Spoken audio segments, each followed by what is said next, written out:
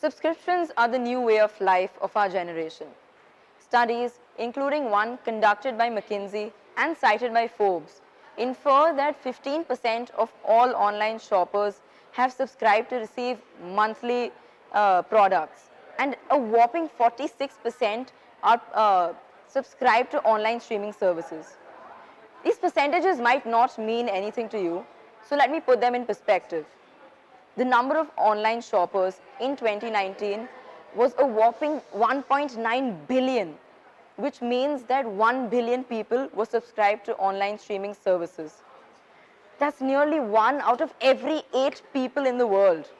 And to top that off, this market nearly doubles in size each and every year.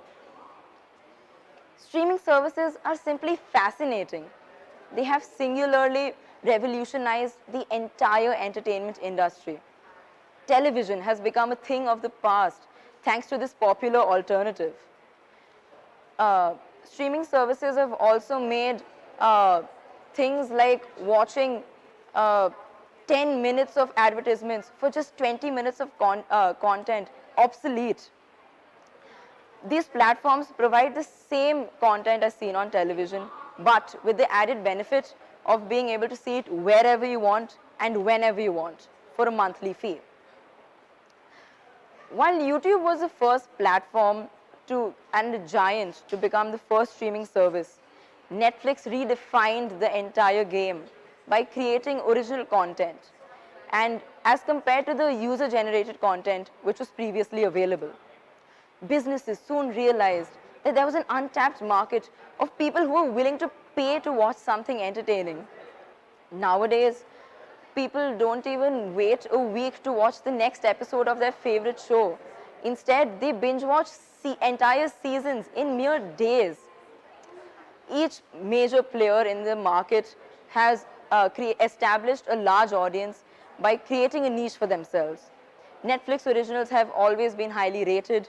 Amazon Prime focuses on quality regional content, whereas Hotstar provides cheaper rates for access to only sports content. Getting a taste of this new age business, companies like HBO, CBS, and Hulu, and even service providers like AT&T, Jio, and Vodafone have established their own streaming service. Recently, Disney too took a similar approach by pulling all their TV shows and their movies onto their new platform, which was greatly received by their entire fan base. For that matter, even YouTube is trying to convert its active members to customers by providing exclusive contents for premium members.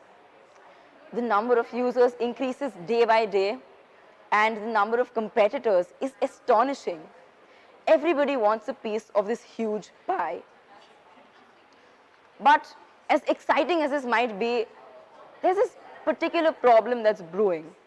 You see, within this fierce competition amongst each other, streaming services are starting to create the same problems that they started off by solving. All these services had become popular because they provided all of our favorite shows in one place.